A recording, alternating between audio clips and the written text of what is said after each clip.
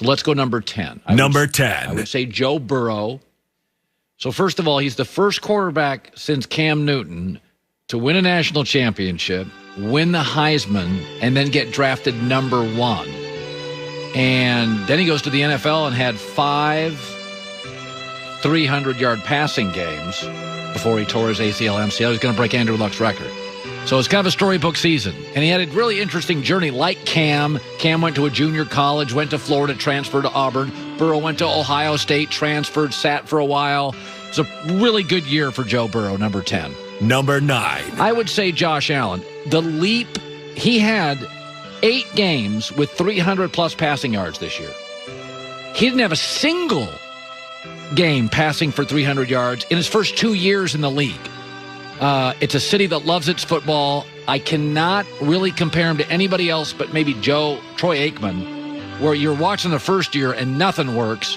You're watching the end of the second year and you're like, wow. But the third year, you're like, is he the best or second best quarterback in the NFL? Josh Allen, number 9. Number 8. How about Dustin Johnson? First of all, he won the Masters. He was 20 under par. That was a Masters record.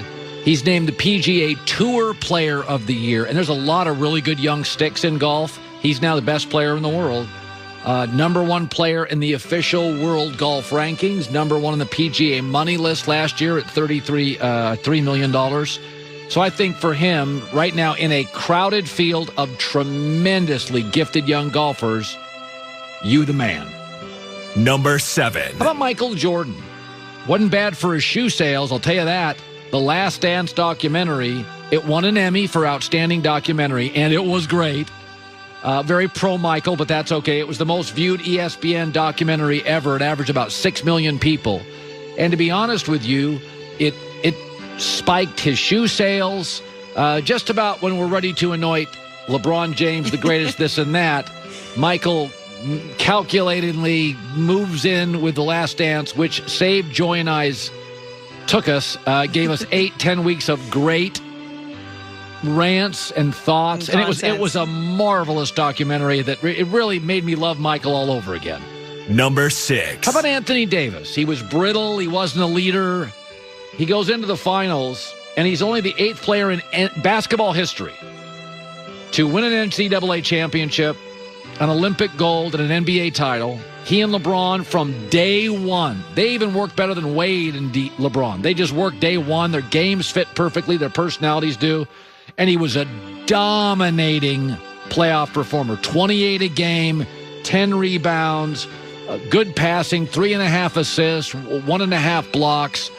And it really was. There were many nights you felt like it was Anthony's team. He was an unstoppable force and a more consistently great defensive player than LeBron. Anthony Davis at 6. Number 5.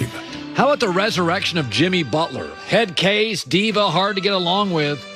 He's only the 2nd player to go to the finals, lead his team in everything. Points, assists, blocks, steals, rebounds. The only other guy to do that, like 4 years ago, was LeBron James. It's one of the great finals ever. He just got exhausted. Yeah. By the end of the finals, he was just tired of taking all those kids in the backseat of the van. It's like, kids, get out of here. I'm exhausted. But he reached the NBA Finals in his first season with the Heat. It was a really risky move where he left a much more talented Philadelphia team. He had a bad reputation. I had said, little difficult, not sure if I'd have made the move if I'm Miami. He became a leader, totally resurrected his entire brand. He is a go-to force in the league.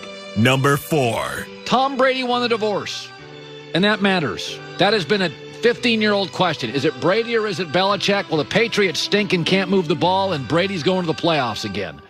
He also signed a 2-year, $50 million contract, so it's not bad there. And as he said a couple of weeks ago, I'm never going back up to the Northeast. He loves the jet skis and the water and the temperature. Listen, old people move to Florida. It's easier on the bones. And it took him a while, and it's been a bumpy ride. But he is having a remarkable, not a Matt Ryan year like we predicted, more like an Aaron Rodgers year with Tampa Bay. Number 3. Here for Mookie Betts, the first or second best baseball player. He won with the Red Sox. They could no longer afford him, so they made a big trade to the Dodgers. He was exactly the juice and the energy a very good franchise needed that could not get over the hump. He was unbelievable in the Atlanta series. He won that. He was good with the glove. He had power. He hit for average. And oh, by the way, he signed a 12-year, $560 million contract, so he'll be driving a nice car to Dodger Stadium. He really is an old-school baseball player. He's an athlete that could have played multiple sports, and he won games everywhere, on the bases, at the plate, in the field. He and Mike Trout feel like they're just a different level than everybody else in the sport. Number 2. Patrick Mahomes had a pretty good year, not going to lie. First Super Bowl for the Kansas City Chiefs since 1970, Super Bowl MVP. As a college player, didn't know much about him. And he came from behind. I thought this was great. He came from behind in every playoff game by at least 10 points. He had struggled in the Super Bowl, then he made that huge throw. And it was also good because the love between him and Andy Reid, one of the most respected guys. Andy Reid for years had been a great coach, couldn't get over the top. And it looks like the kind of relationship. I mean, you can really see it. It's like a Staubach-Landry. Like, you just know they like each other, they respect each other, they fit with each other. The thing could last for 12 years. Number 1. All right, LeBron. 4th title, 4th finals MVP. Only MJ's got more. Let's be honest about it. He moved to Los Angeles. They were a wreck. The ownership, the brother and the sister didn't get along, the Magic situation, Rob Pelinka, the tragedy of Kobe, David Stern passed away, a pandemic, they played in a bubble, and it unraveled every single veteran team in the bubble. Milwaukee's an old team, struggled. Toronto wasn't right. Boston wasn't right. The Clippers unraveled. The one veteran team, because the bubble was great for kids. They didn't have families at home. They loved the bubble. It's like the AAU. The one veteran team that literally got better was LeBron James, and he made kind of a quirky, weird, old roster with a lot of disparate parts. JaVale McGee, Dwight Howard, Rondo. That's not going to work, is it? By the end of the year, they were easily the best team in the NBA. Even the shirtless J.R. Smith. It just all felt right for LeBron James. Our 10 athletes, not necessarily the 10 best athletes, the 10 athletes who had the best year. You know what I loved about Mookie Betts? Is that when I was a kid, the best athletes often played football or baseball or basketball. And then there's been this long 20-year thing where a lot of kids don't play baseball. The best athletes, it looks like they play basketball and football. Mookie Betts brought just juice. He reminded me of a 1975 baseball player. He'd get on the base, Joe Morgan. He could run, he could glove it, he could hit it, he could hit for power.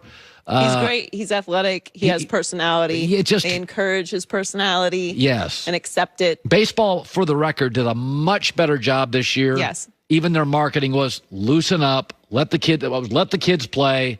So LeBron, Mahomes, Mookie, Brady, Butler, Anthony, Michael, Dustin, Josh Allen, and Joe Burrow. 2020 had its moments for sure. Oh, absolutely. It is. And really, even the Dodgers winning after 50 years. I thought it was great. In fact, I was talking about this the other day because it always takes me a while to get into the NBA season. I watched about 45 minutes with a buddy last night of the Clippers game. It's hard for me in December, January to get into the NBA. But I was talking to a friend. I'm just like, I'm really interested in the Dodgers. It's in my lifetime, I'm not sure there's ever been a batting order that good. Everybody can hit. It's like all 280, 300, 310 hitters. It's like they're about one more pitcher away. They're a closer away from being one of the best teams maybe of all time. The